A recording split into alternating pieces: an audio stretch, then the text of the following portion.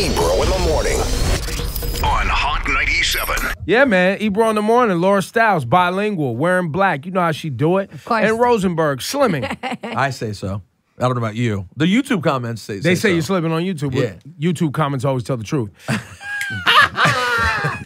Yo, shout to Krayzie Bone in the building.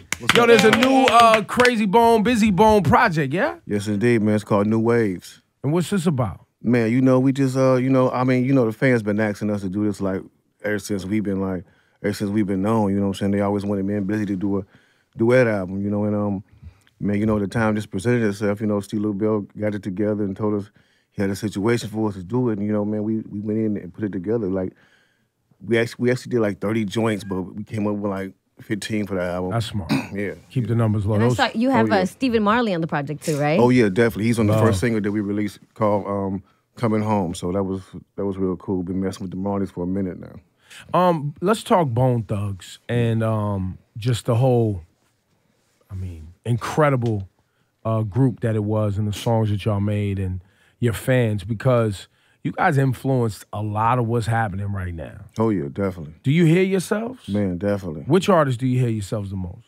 Man, I hear it in any artist is like just like rapping and singing, like Drake does it a lot, you know what I'm saying? Drake even admitted, you know what I'm saying, he even paid homage, you know what I'm saying, Wiz Khalifa and like a lot of these young cats, a lot of these young dudes they doing it and they don't even know it, you know what I'm saying? Like, Well, that's part of it, right? There's even two know where it's layers. coming from. There's the direct influence of like I love Bone Thugs, Yeah. and then there's the fact that you guys just affected the way the entire genre sounded. Yeah, definitely. Were you the first, I guess, rapping, singing, harmonizing group?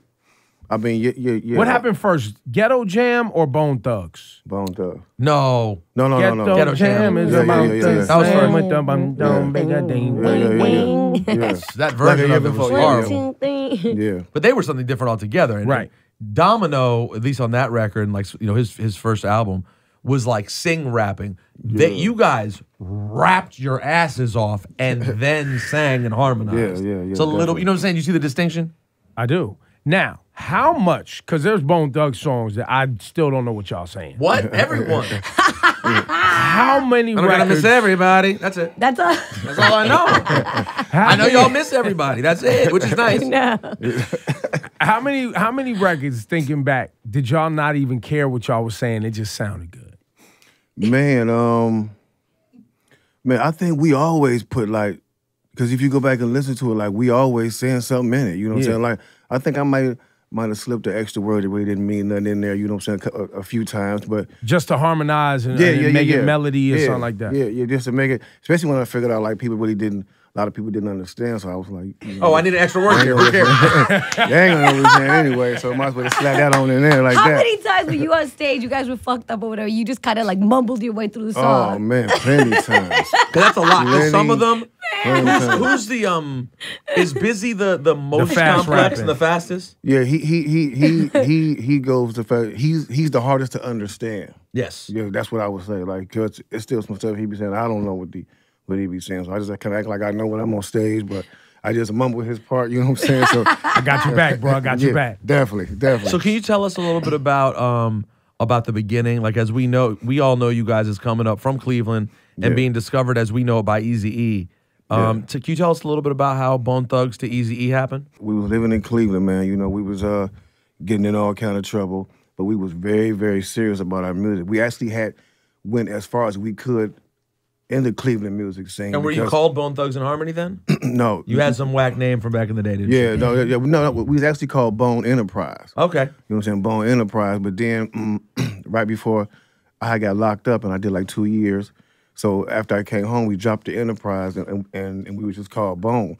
But after I came home, we was like real serious. We was like, yo, if we don't get up out of Cleveland now, either I'm going back to jail or I ain't gonna make it back to jail. You know what I'm saying? So it's like we was like we got real serious. And Flesh and Bone at the time was a manager working at KFC. So he had went to Los Angeles because he was going to school out there. He was playing basketball, and he called us one day. He was like, yo, man, I done ran into so many celebrities just going to house parties out here in California. If y'all came out here, I guarantee y'all to run into somebody. Because Flesh wasn't in the group with us at the time. But his name was already Flesh and Bone? Yeah. Well, he worked at KFC. Yeah. You know what I'm saying? So See how that go together? yeah. So What's my rap name? Flesh and Bone.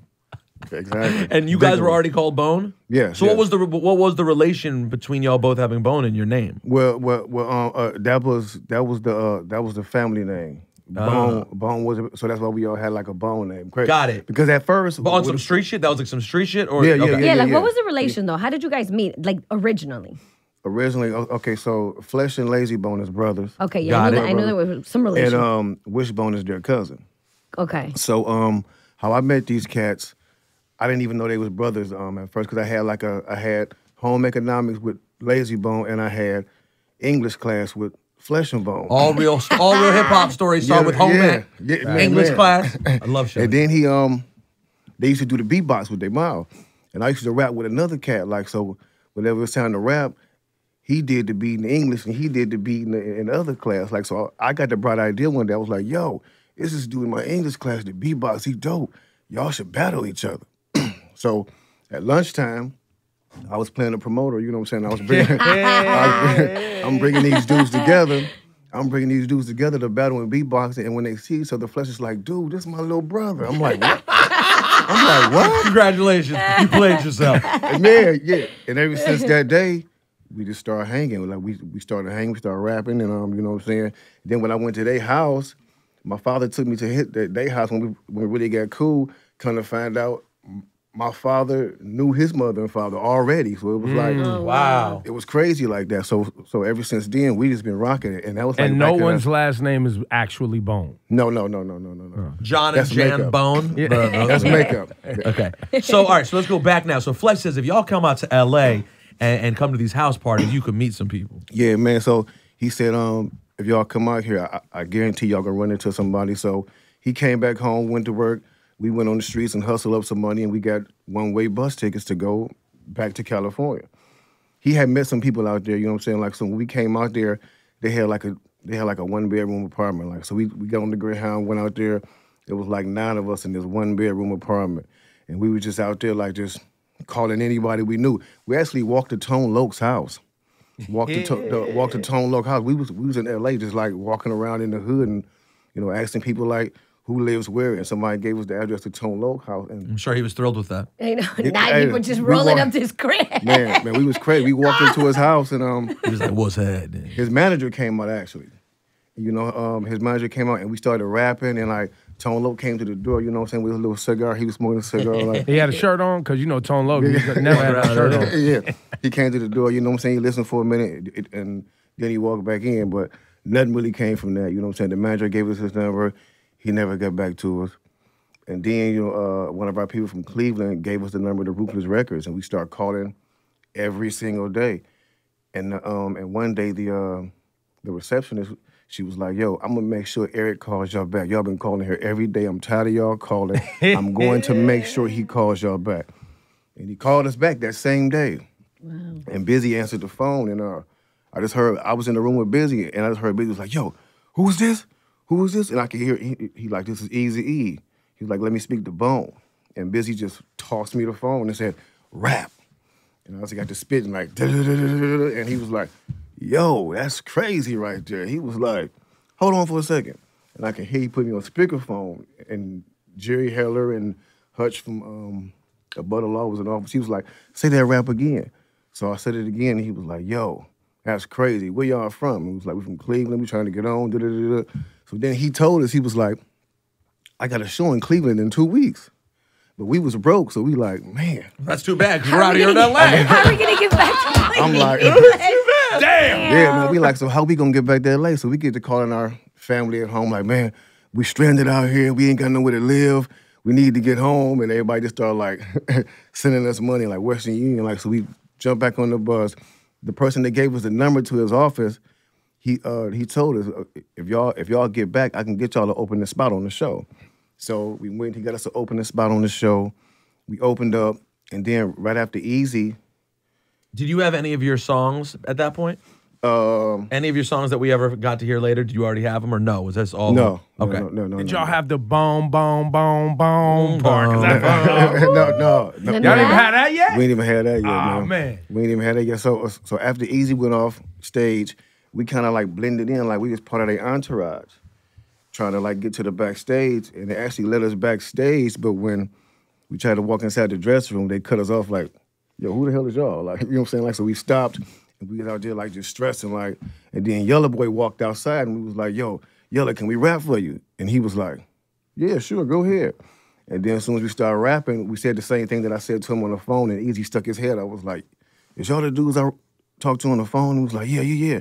And he stepped outside, and he was like, "So what y'all trying to do?" We was like, "Man, we trying to go with you wherever you going right now. We ain't got no bags, we ain't got nothing. We just trying to go and do this music." And he was like, "Y'all call me in the morning." Called him in the morning. He had like bus tickets for us and money at the Greyhound station. Like, "I'll meet y'all in L.A." And man, it was on after that. Wow. Crazy. So y'all, that's a great inspiration of dope. that story too, because you got the chance. He said, "Come to the show." You went to the show, and then here you are again. It's not like even the backstage passes were waiting for you. You were stuck again. Had to rap again to get the opportunity. Yeah, So it was just destined to be. What was the relationship like with Eazy? What was he like to deal with? We don't know that much about Eazy-E. Man, he was like real. He was like real, like very mysterious. You know what I'm saying? Like when when we did get with him, he was around us like every day, every single day. He would take us everywhere with him. He would pack us all up in his little Benz, and he would take us from studio to studio, like constantly introducing us to people. Like, "Yo, these dudes is the next ones. Trust me." And he just kept taking us around to all these different producers until we finally got with DJ Unique, somebody who we felt we just clicked with, because like most of those tracks that y'all heard on Creeping on the Come Up and Eternal, like we already had those ideas in our head. Like we already had all those songs written. That's why they came out so fast, because all that was already written. And you know, like we used to hum our music to DJ Unique, just like dun, dun, dun, and he would come back making it sound exactly how we wanted it to sound. So it was crazy. And was Unique producing and A&Ring for Eazy at this point? They had been knowing each other for a while, like working like with each other like in the mixtape circuit and all that stuff. Like, so they knew each other, definitely. And then what was the first like moment of explosion for Bone Thugs? Like It's Thuggish, the Thuggish, Ruggish Bone. Yeah, I mean, man. that was when we first heard it. That was Yeah. Ruggish Bone. Yeah, man, it was crazy because like one day, you know, he called us and he was like, "Y'all," we was in the hotel. He was like, "Turn the radio on. Y'all song is finna come on the radio." And we turned it on and we heard it in California. We tore that hotel room up. We was like, "Yo, we made it." Wait till they hear this in Cleveland, they gonna love it. And then like 2 weeks later, it was like #1 all over, and we was like, "Yo, this LaBelle, is what crazy." city was that y'all was in? Shit, I was working at Relativity Sony when that record came out. Oh, so LaBelle came on board from working at Relativity where you guys were signed. Ah, right. So does he put out East 99 Eternal? I mean, sorry, does Eazy's album, not your first EP, does Eazy's album come out first and then he gets focused on your album and finds you a deal? No. Eazy scratched everything. Everything he was working on, he scratched he put to the side. Even his whole album. He didn't even want us to do. We thought we was doing the whole album. That's why the People on the Come Up was just the EP, because he was so anxious to get it out. He was like, "Yo, people got to hear this." So he was like, "Let's just do these 6 songs and put this out right now. Then we'll come with an album." Because you know that was their formula anyway. They used to do like the EP, then they come with the album. Yeah, because Eazy did an EP around then too, didn't he? Yeah. An EP, and then what happened was Come over, Steve. Steve LaBelle, the legendary Steve LaBelle. What happened was, you know, I was working in Relativity Sony, and Ruthless Records was distributed through there. So we worked a lot of stuff for Ruthless, like Eazy's projects, the App Band Clan, which Will.i.am was in, Sons of Abraham. Blood of Abraham. Blood of Abraham, wow. Blood of Abraham, my memory shot. It's quite And, you know, so much other stuff. And then the record blew up, Thuggish Ruggish, and we broke it by using the video music box that you call. And Eazy said, "I'm coming to New York. I'm bringing these guys." You know, he signed. So they came to New York. They're like 16 and 17 years old. And that's when I met them. And that night was when we went to the tunnel. So if you watch Straight Outta Compton, the movie, and Ice Cube runs into Eazy and says, "I'm here with Bone Thugs." That was the night we went to the tunnel. That actually happened? Yeah, it actually happened. I was there in real life. I was with Eazy, so I was going to hold him down if anything went going wrong. and they were there, but they were young, and we were in the tunnel. I think Flex was even DJ. Wow. And What year was they it? showed it in a movie, you know, Legendary Tunnel, but they didn't show By the us way, 94, disclaimer: the tunnel never let underage people in. That never happened. No. Disclaimer. Maybe disclaimer. But we got in, you know, and then what happened was so crazy is that Eazy said he didn't want to get in a limo and he wanted to walk back to the hotel, and he's wearing a flannel Pendleton, and he had his 2 Simone guys, the twins, and then he walked back to the hotel. We got in a limo. I never seen him again. He went back to Cali and he got sick and he passed. Wow. Wow, that's crazy when you think about the timeline of that. Yeah. So Thuggish Ruggish Bone blows up, and did Cleveland just get? Because Cleveland must have been so happy. There was no history, and we should ask you because Ebro, you brought this up. We had talked about this with Insane Clown Posse. We got all those stories about their come up. Who was the Cleveland rapper? Was there had to be a local Cleveland cat before y'all got on? Was there anyone? Yeah, it was a few dudes. Who It were was they? Give those guys their moment because I want to know who that was. It was a dude that we was actually in the group with, like with the dude I said that I used to rap with before I met Lazy and Flesh. He got pretty big in Cleveland. His name was K Chill. You know what I'm saying? He was a dope that And made it to the radio? Like made it to local radio? Oh yeah. Okay. Oh, yeah. Nice. Made it to the radio. He was a dude that used to freestyle in class. He used to have like the whole crowd around. He was sick. You know what I'm saying? Then we had this group called Brothers for the Struggle. These dudes, they made a lot of noise. You know what I'm saying? Like everybody loved them. I know we looked up to them. You know what I'm saying? Like so, they made a lot of noise. So it was a couple cats out there that was making their noise, but everybody, like I said, the scene in Cleveland wasn't like that. You had to go somewhere else, like to really like make it. But there's a Make piece going. of, I think, Insane Clown Posse was here. We was just talking about Detroit specifically. Yeah. And if you go to every market, right, especially in the late 80s, mid to late 80s and the early 90s, you will find a scene, like a hip-hop scene that never really exploded, but influenced potentially people that became... The people that did blow up, right. That became the ones that blew up on the second wave. Yes, You know what I'm saying? Like, True. and you could do that. I mean, look, Drake is representing Toronto right now, but he was influenced, I'm sure, by Choclair and Cardi. Socrates and Yeah. Cardi and these people Yeah. who had some success but didn't make it as big as he did. Yeah, definitely. So this new album that you guys have, it's available now, or we got a date for it? No, it'll be it's coming out in June. We don't have the exact date, but it'll be out in June. Definitely. And it's 15 songs. yes, 15. Busy songs. Bone, Krayzie Bone. Yes, indeed. Now, how did I've heard the story before, but I think it's a cool story because I think it was very important when b.i.g. y'all did the Yeah. Notorious Thugs record, right? Because Yes, indeed. that brought, that cross-pollination of music from another region coming into New York City and vice versa. Yeah. That exchange, even like, shout to Jay-Z when he did Big Pimpin' with UGK, or Yeah. when these cross kind of market things take place, I think it's great for hip-hop. How did the b.i.g. thing happen? Man, that happened. We happened to be in LA the same time he was out there, like finishing up the album, and I guess Puff called Steve, and he was like, "Yo, Big want to get the guys on the album." You know what I'm saying? And of course, we jumped right up like, "Man, where's the studio time? What time we supposed to be there?" We was on our young wild back then, so we was just ready to move, like, you know what I'm saying? So we get to the studio, man, and he had the beat going, we go in there. Of course, Big set it out for us, like on a silver platter, literally. Had the medicine on a silver platter and the Hennessy on a silver platter. Everything was just lovely. And of course, we go in there and overindulge and pass out.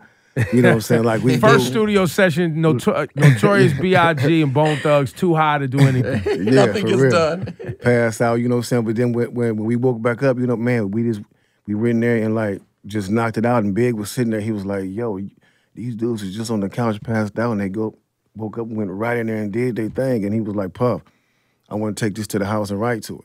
And we actually didn't even hear the song until after he passed. You know what I'm saying? Like because he wanted to. I mean, we didn't hear his verse because he wanted to take the song home and like critique it. Because like when we was in there, like he was in there like studying it. Like I could see it in his face. He was in there like just like watching everything. Like even when we talked about the song, like he was like he was listening to what we were saying, and then he went back and just came with me and he killed it. I was like, "Yo, this dude killed it. Like he really like went to work on it." We talked about this one day.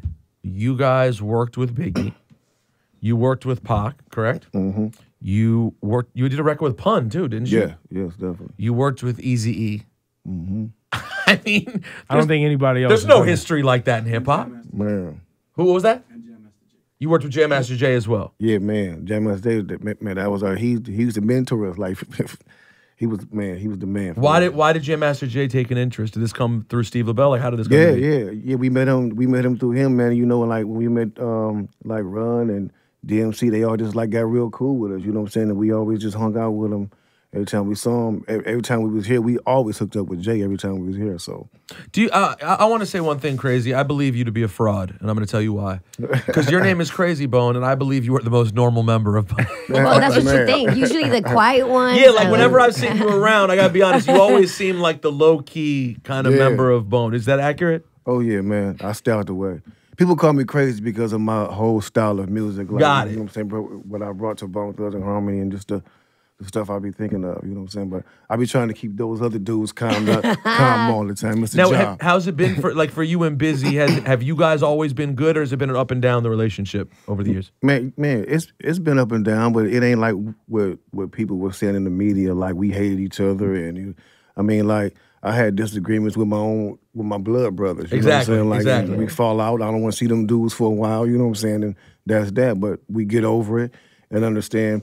Like that, we have a business together. Like, so we have to get over it. You know what I'm saying? Like, it's like You're so tied together permanently, Man. in a way that, like, no matter what, I mean, and you had great success. Let's be clear. Oh, Thug yeah. Mentality, like, I remember that was when I first got on the radio. You had records that were blowing up, and you did well. Yeah. But at the same time, for both you and Busy, even as the two biggest members of the group, ultimately that Bone brand was what it was all about. yes, definitely. Yes, indeed. Yes, indeed. Yeah, you had there was a lot. And by the way, so I got a little bit. I was looking at my timeline to see what I got wrong because I knew I had something off. What? And well, I knew that Eazy's EP came first. That Real Motherfucking G's came out first. Oh, yeah, but that yeah, was yeah. '93. Yeah. And then what I didn't realize though was that Creeping on the Come Up, the EP. Came out in '94. I didn't realize it was that early. I always thought of you guys as mid '90s, I guess, because of Crossroads and Yeah, that was all First of the month. 97, 98, right? 96, 95, Yeah, 96. yeah, But yeah. Thuggish Ruggish Bone Yeah. was 94. Was 94. I didn't realize how long ago, like how that you guys have been in the game that long. That's how old I am now. I still think y'all was like, oh, y'all just came out recently. Both Thugs been around that long. Yo, so as far as touring, and I see you wearing the Bone Thugs and Harmony hat with the classic font and the whole thing, you guys still are able to sell that merch and people still buy and do all that. You still own that, or somebody else owns that? Oh no, we own that. We definitely own that, man. And we tour. We on tour like most of the year. Like we like the Rolling Stones, man, because our fan base is just so. I mean, we ain't had a new album in almost 10 years, and we still selling our shows. You know what I'm saying? It's like these people. They follow us like through thick and thin. But I always said that you got. guys had like a cult following too. Yeah, oh, yeah, like your definitely. fans was serious. I think I saw Definitely. Oh, Drake yeah. with a Bone Thugs and Harmony Oh shirt. yeah, definitely. And like now, like a lot of the younger cats is starting to like rep the Bone, like you know what I'm saying, like speak about how much they were influenced about Bone. So that's keeping us alive too. You know what I'm saying? And it's like, Well, because I forget how much I couldn't understand what y'all was saying back then. So now, and when I'm reminded of it, and people be like, yeah, but what about Bone? I'll be like, that's right, I didn't understand them either. And that was back then when I was really into it. Yeah, right? yeah, I knew the melodies, but that's like the Young Thugs and these quote unquote mumble rappers that stigma they throw. How do you feel about some of that music you hear? You love what Young Thugs and these individuals are doing with harmonies and things like that in the music? yeah, man, I think it's cool the way they mixing it up. You know what I'm saying? Because that's what I told my dudes in the group. You know what I'm saying? That's why we were so successful, because we were doing the same thing, but we all brought something different to it. So I think when an artist can take, you can be influenced, because we all influenced by somebody, but when you can take a little bit of what that person gave you and make it a little bit into your own, then that's when you start to learn how to be original and be creative with it. You know what I'm saying? 'Cause that's what it's about. Now, on this new project, are we going to hear some of those OG Bone Thug flows, or did you guys experiment and try something different? Oh yeah, definitely. But like I've been telling all the Bone Thugs and Harmony fans, don't get this album and think you're going to hear Bone Thugs and Harmony, because you're not. If you want to hear Bone Thugs and Harmony, how you want to hear it, then that's why those You want albums the is in old the shit stores. by the old album. Yeah. By the old album. You know what I'm saying? You know what I'm saying? But this is like more mature. You know what I'm saying? Like we like, look, man, we got several different styles within styles, so why not use them and experiment? You know what I'm saying? We rappers that can sing, so why not like bring that out more and just like experiment with that, man, it's a more up tempo, not so much of the dark eerie Bone, but it's more up tempo, like feel good music. It's real cool. I'm excited to hear what you guys sound like in this era, especially as guys who are so responsible for the sound. And I, Ebro, I do think that a lot of us, not just you, I think a lot of hip hop, coastal hip hop snobs, which a lot of us were, though I had songs I loved from Bone Thugs, I think until Notorious Thugs, we kind of always had a little bit of a stigma with Bone, like because of the singing thing. You know, we're stubborn as fuck on these. I'm dealing with it right now. Believe me, as I come out and say that Kendrick's one of the greats of all time, and everyone's screaming at me about it, I'm being reminded of how stubborn East Coast heads can be to accept something that was clearly so cool and influential. West Coast heads is equally as stubborn, bro. That's a good point. They're just not I just have to deal with them every day. Right, it's different. Like, I'm sure. What, Crossroads got hate?